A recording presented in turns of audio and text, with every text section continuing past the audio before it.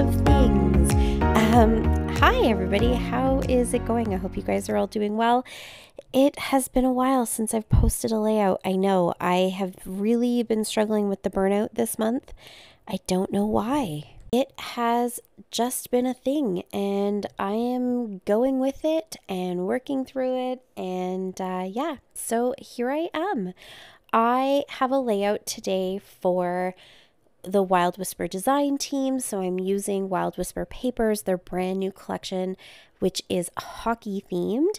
They have a hockey collection out, a lacrosse collection, and a curling collection. So iconic Canadian sports, lots of fun. There are papers, stamp sets, flair, and then this really cool scoreboard stamp set that you'll see me use that kind of works with all of them. And so I actually think this sports angle is going to be a bit of a series. So you may see some new additions to it along the way. So that's going to be kind of fun. But I'm using the hockey one. We're big hockey fans here. And my nephew plays hockey. My kids love to play hockey, but they don't actually play organized hockey. And so, yeah, I had to get my hands on this collection and I couldn't wait to use it. So I wanted to try something a little bit different, a little bit fun, something I haven't done in a really, really long time. But I've been going through some of my old albums, especially my Project Life albums, and kind of just writing down what is unfinished in those albums so that I can have a bit of a list kind of going. It keeps me reminded of the fact that my albums aren't complete. And so I've been going through them, and I was going through one of the very first albums that I completed from when Kaylin was a teeny tiny little baby, and it was a Creative Memories album. And I don't know if you guys were Creative Memories people. I wasn't for very long, I'll be honest. Yeah, there's a story behind that, but maybe for another day. But anyways, I used to take the pages and hinge them. And because the page protector slid sideways onto the pages, you could easily hinge them so that they actually kind of opened up and were a little bit more interactive, and then the page protector would just easily slide over top of them. And so I used to do that quite often, but I haven't done it in a very long time. And so I thought it might be kind of fun, instead of doing a mini album, which is what my first thoughts were with this collection and this series of pictures that I wanted to scrap. I instantly was thinking mini album, but I thought it might be actually fun to do some sort of interactive page. So I'm still going to have to figure out how I'm going to put this in my page protector, if I just slip the whole thing in, or if I need to do something to kind of make sure all the components are covered. I'm not really sure. If I do something kind of crazy and weird, I will definitely bring you along for that journey.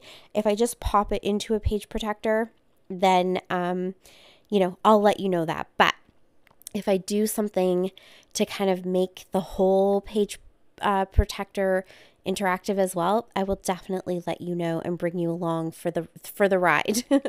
But yes, so that's what I'm going to do. I'm making an interactive page, an interactive layout. And so I am behind again with my Tuesdays in the Attic. So I knew I had the March 21st formulas and also today's formulas. So I thought maybe since this is going to be more than just a 2-page spread, it's going to kind of open up and have flaps and stuff, I could incorporate the 2 different formulas. So that's what I've done. And you just watched me kind of cut all of the papers into the sizes that were required. The March 21st ones were just 6 2 by 2 by 6 pieces of paper. So you saw me cut those. I just cut 3 pieces of paper, and I'm using 1/2 of each side. And then today's measurements were kind of crazy, actually.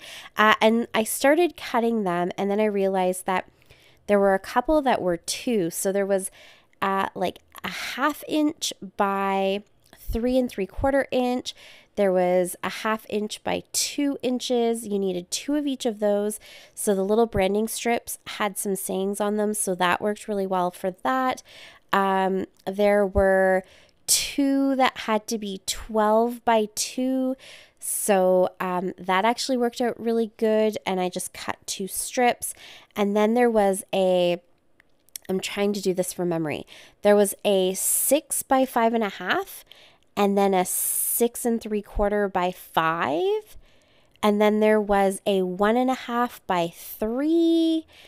Some kind of crazy measurements. Anyways, the whole time I was cutting the papers, I thought maybe I was doing it wrong, but I don't think I was. It was just that this one was super unique and there were a lot of papers to cut, which doesn't happen every time, right? Each formula is completely different. So I cut all of my papers down, and then the other thing that I'm adding into this just to make this extra challenging and fun and keep everybody on their toes is that I went back and found the sketch for March 21st from 30 Days of Sketches. And so I'm going to use the March 21st sketch, and I think that one was created by Devra.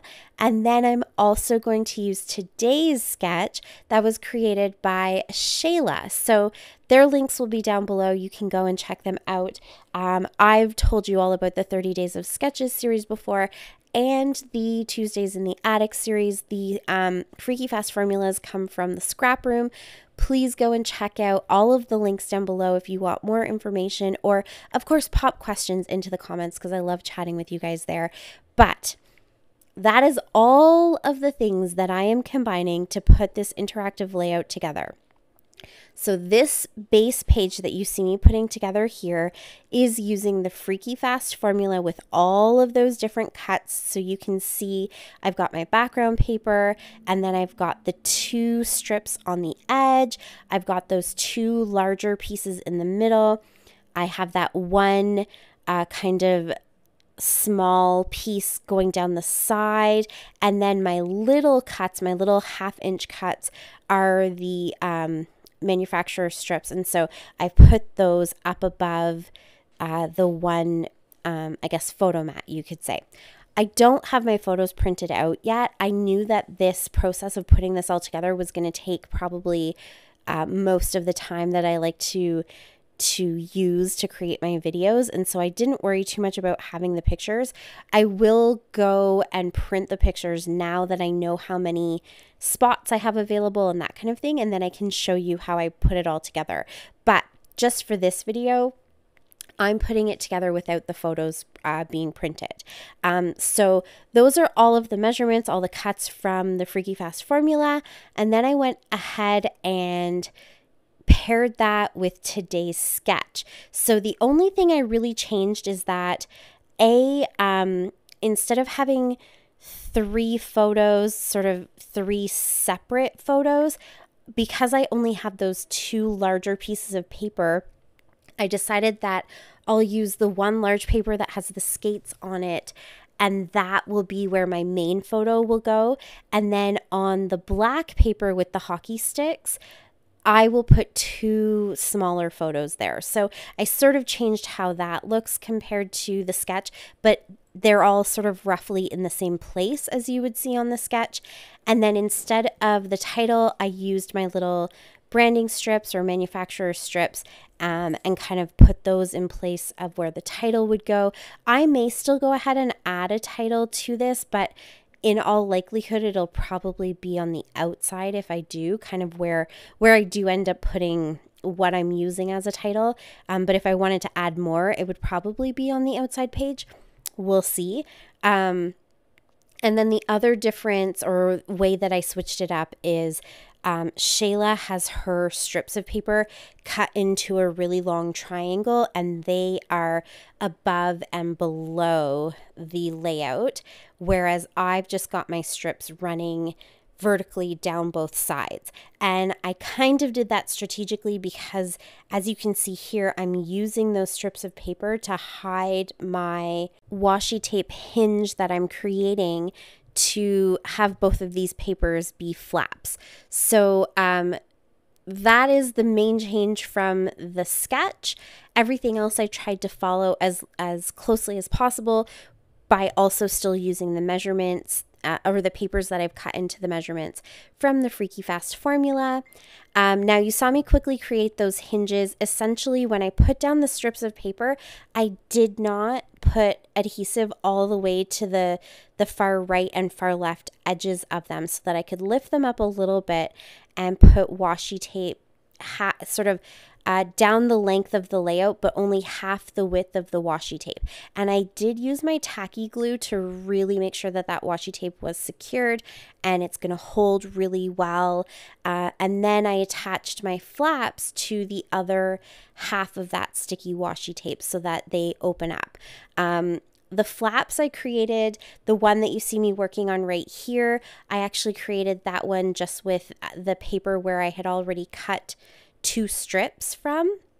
And so that was just the leftover piece of paper. I just liked it and thought it worked really well. And then the other flap on the right hand side is the goalie net that I fussy cut from one of the larger 12 by 12 papers. So it took up most of the space in the paper, which is what I really liked. When you close these flaps, you completely close the inside layout, and so I really liked that. And then I kind of just liked that the net was a bit of a different shape, and it just, I don't know, it added something kind of fun and a little bit unique and different so that both flaps weren't just kind of plain rectangles. And so once I adhered the flaps, the inside washi was completely covered by my strips of paper, and so on these outside edges, when the flaps are closed, I just used, again, the manufacturing strips and ran those down the edge, and so that covered up the washi tape. I did use some kind of silvery white washi tape that blended in with the papers, but then I kind of liked the idea when I was finally putting it down and pushing on the edges, and I had this little branding strip that you see on the right hand side.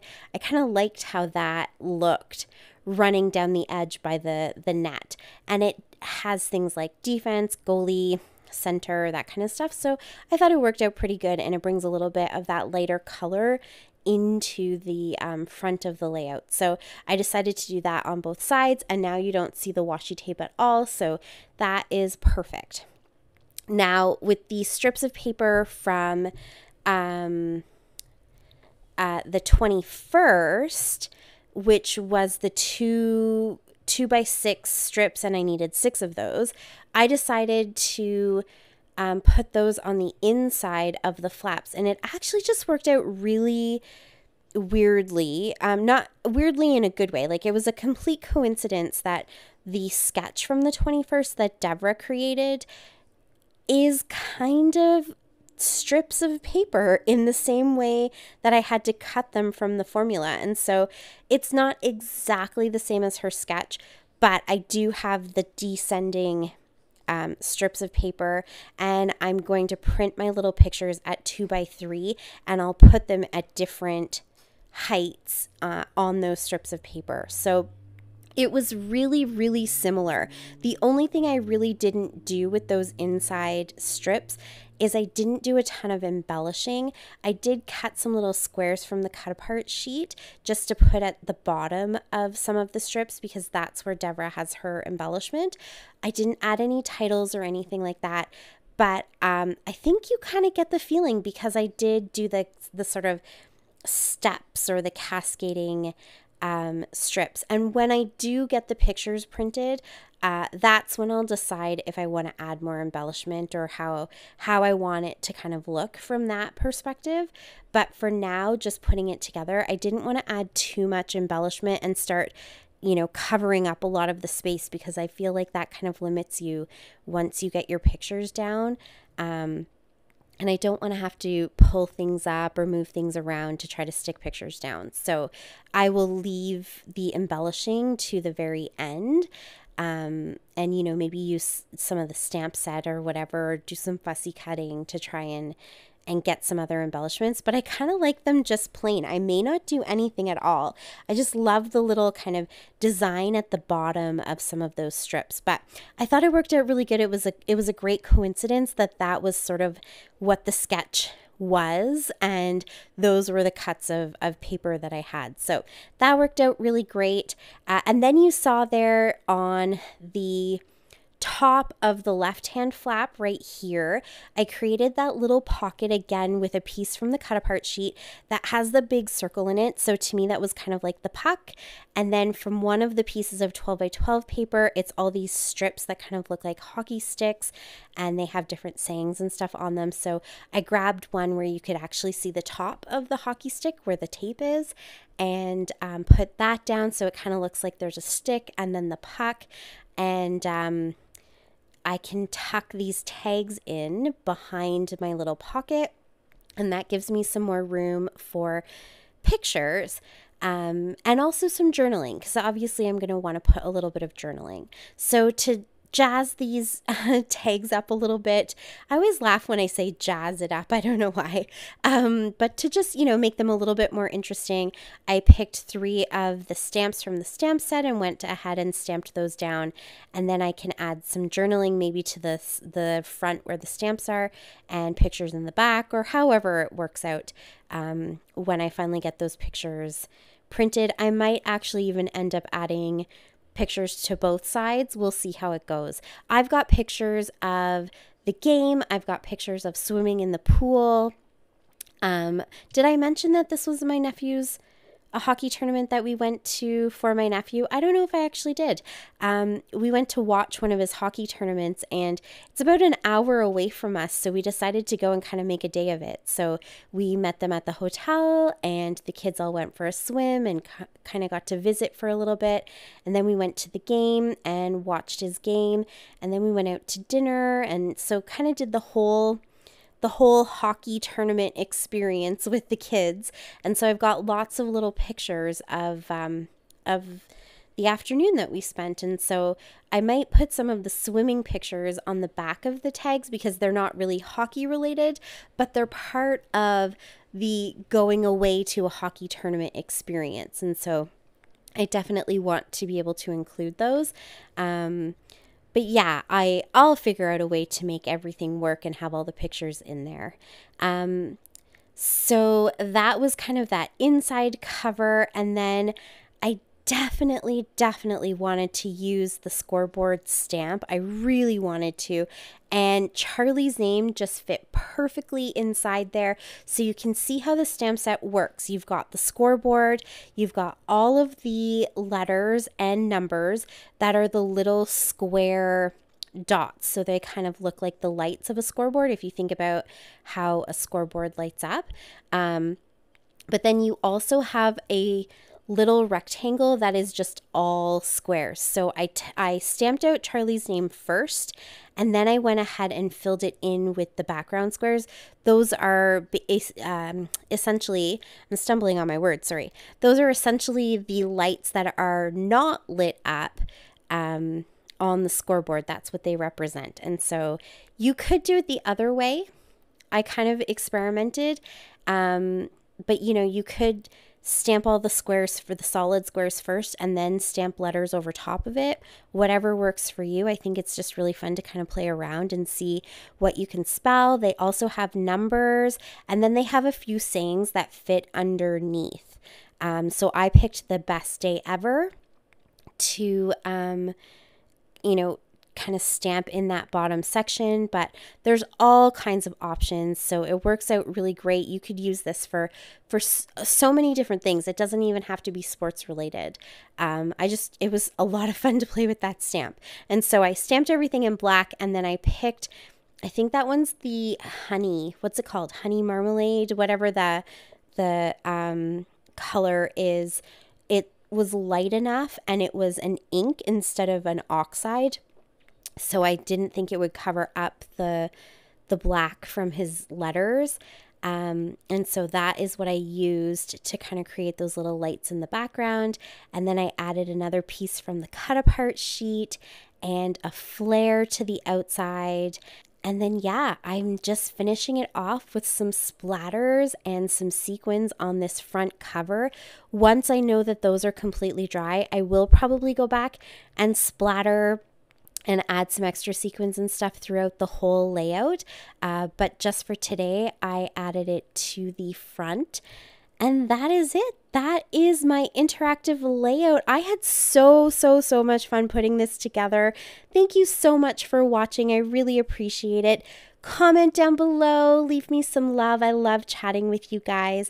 Follow the links down below for Wild Whisper and Tuesdays in the Attic and the Scraproom and the playlist for 30 days. And until next time, happy scrapping. Bye. What about the channel?